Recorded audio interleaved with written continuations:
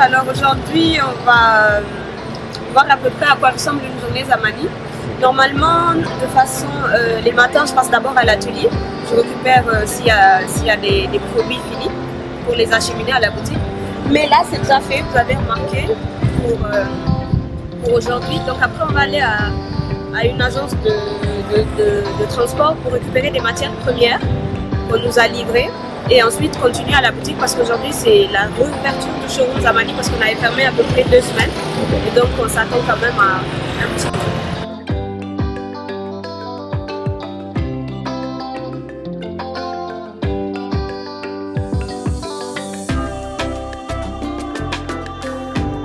Les produits Zamani, c'est vraiment une chaîne de production qu'on a essayé de mettre en place, du traitement des matières jusqu'au tissage de la matière. La partie tissage et traitement du palmier doux, c'est les femmes rurales qui le font de plusieurs régions différentes. Donc là aujourd'hui, il y a une des régions qui nous a expédié le produit semi-fini, donc les nattes qu'on vient chercher, qu'on va acheminer à l'atelier après et commencer le processus de montage et de fabrication des sacs. Donc là, c'est la matière première qu'on est venu chercher, une partie. Voilà. Merci beaucoup.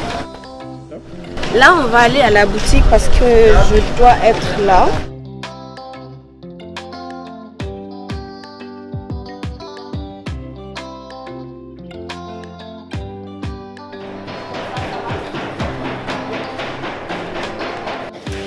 Là, on est à l'atelier. Là, vous avez un tableau où vous avez en fait tout ce dont on a besoin comme outil de production, de fabrication. Des sacs, voilà, les ciseaux, les marteaux, vraiment tout ce qui est nécessaire pour la fabrication des sacs. Et que au sein de l'équipe, chacun a son outil de fabrication. Ton équipe a environ combien de personnes? Il y en a une dizaine. Une dizaine de personnes, ok. Mais après, ça varie et tout ça. Dans tout ça, normalement, on stocke les produits semi-finis, ça veut dire, voilà, pour par exemple ceux-là qui ne sont pas terminés. Ok. Ils vont passer un an.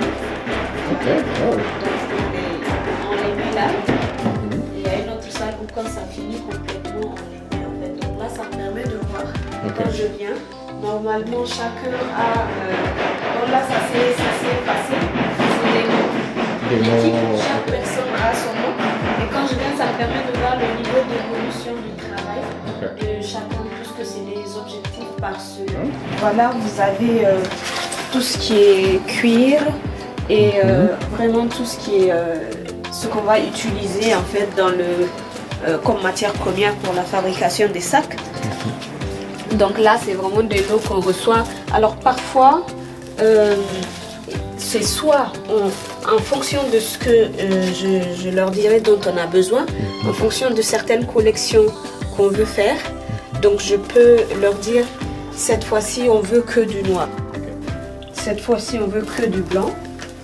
Ou voilà, mixer les couleurs comme ce que vous voyez là. Donc on joue beaucoup sur les couleurs, sur la fabrication des sacs et puis voilà, vous allez les monter. Alors ça peut être des paniers, tout comme ça peut être des surfaces plates. Après c'est au montage qu'on va donner la forme et tout ça. C'est vraiment stocké quand le produit est fini. Et là c'est plus pour les accessoires de fabrication. Ce qu'on utilise comme, on va dire, comme accessoires en fait. Les boucles, les fermoirs, les mousquetons et tout ça. Donc ici aussi, normalement on a, pour chaque accessoire, il y a un chef d'atelier qui est là. Ce qui fait que même si je ne suis pas là, ils savent mousqueton, réglette, ils le font, fermoir, anneau, etc. Et par couleur aussi et tout ça. Bon là c'est des comment on va dire, c'est des défaillants on va dire, mais qu'on met de côté en guise d'échantillon pour plus tard, pour reproduire les modèles, etc., faire des formations avec ça et puis voilà. Donc voilà, ici c'est une salle qu'on pose après la production. Tout ce qui est chute, on les restocke ici. Là, voilà, les cuivres et tout ça. Pour ensuite, après, les utiliser dans de la petite maroquinerie. Les petits accessoires. Ça peut être des portefeuilles, des pochettes, des porte-clés et tout ça. Et puis aussi pour d'autres choses, on les stocke là aussi. Et ça nous permet un peu de recycler, si on peut le dire comme ça.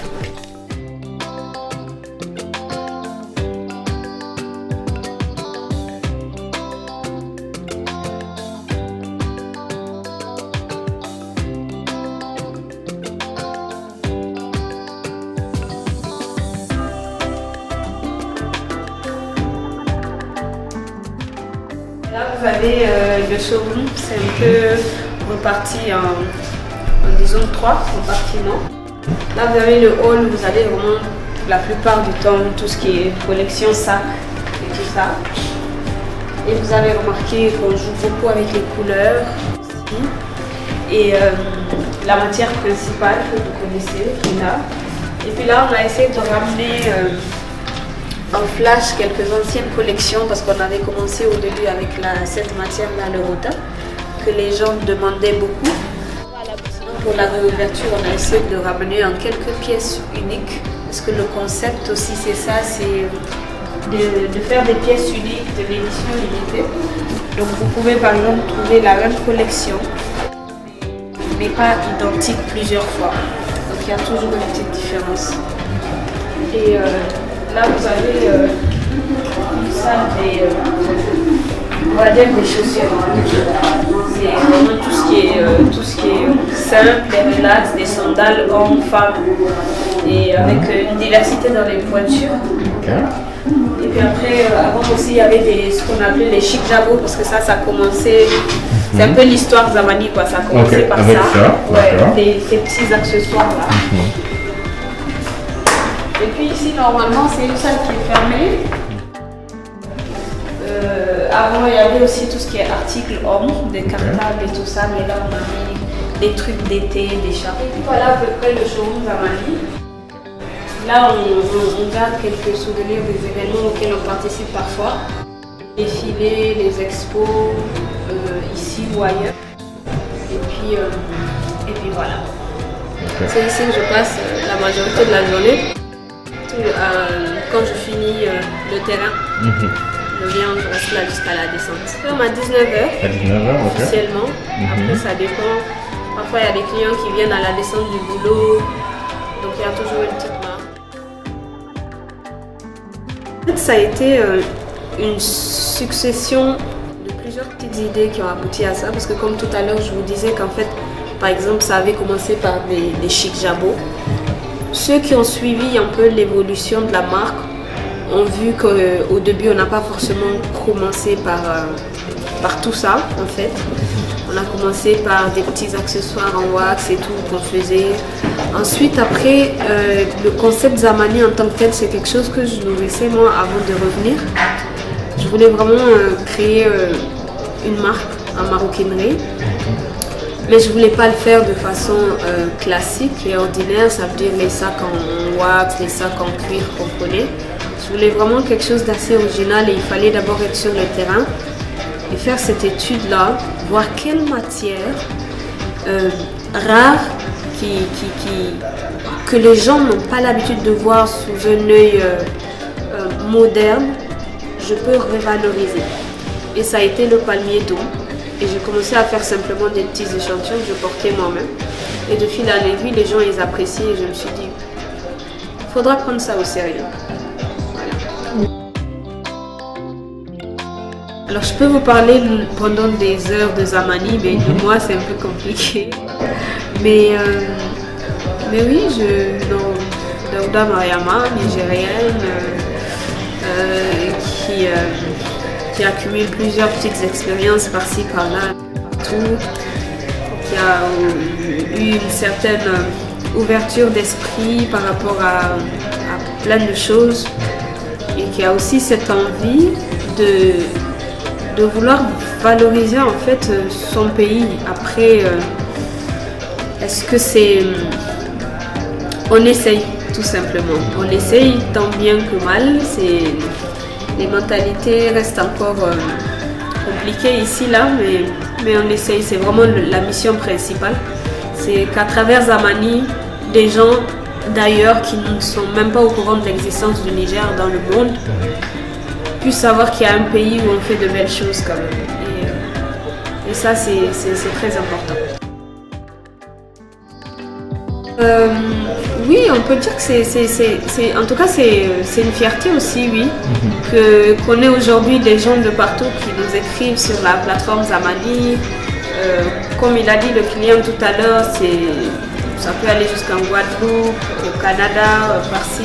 Donc ça fait plaisir de savoir que les gens ils portent de l'intérêt à la marque au fur et à mesure. Après, on n'a pas encore touché. On a un monde vaste qu'on veut toucher parce que le monde ne se limite pas seulement au Niger. Et comme je l'ai dit, ces choses-là sont parfois mieux valorisées ailleurs que chez toi-même en fait. Mais bon, il faut constamment en train de chercher à toucher de nouvelles cibles, vraiment sur le plan mondial aussi, quoi. Et en même temps, si ça peut faire valoir l'image d'un pays, c'est bien, c'est super.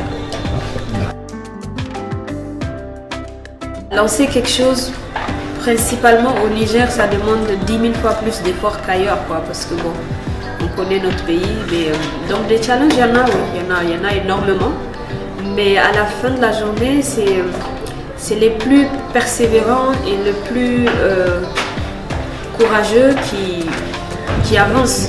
C'est ceux qui ont plus d'endurance, c'est cette résilience que chacun a à continuer, c'est-à-dire à maintenir son projet en fait. C'est pour ça que parfois on voit beaucoup de gens entreprendre dans beaucoup de domaines. C'est bien, les consciences s'éveillent.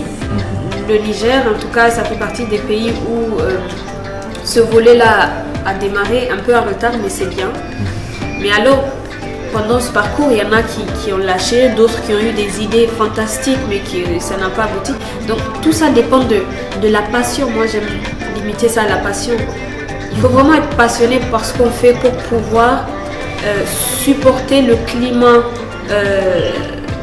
climat ici au Niger, tout simplement. Passion, persévérance, patience, les 3 P, tout simplement.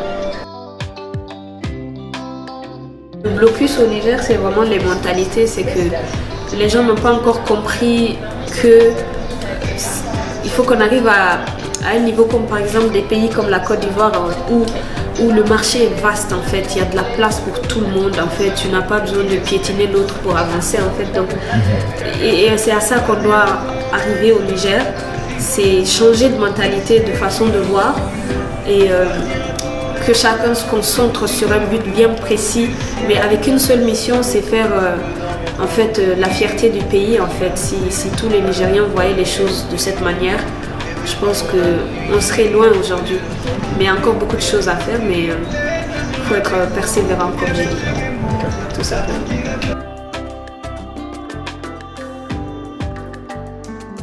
Je vais encore me répéter, mais c'est vraiment croyez en vos rêves, tout simplement, mais vraiment très brièvement, et respectez les 3 P en question. Peu importe le domaine dans lequel vous vous lancez, il faut vraiment avoir beaucoup de patience. C'est la clé pour moi. C'est la patience qui permettra de supporter beaucoup de choses au cours de l'aventure et de continuer à aller de l'avant tout simplement. Donc, croyez en vous, quoi.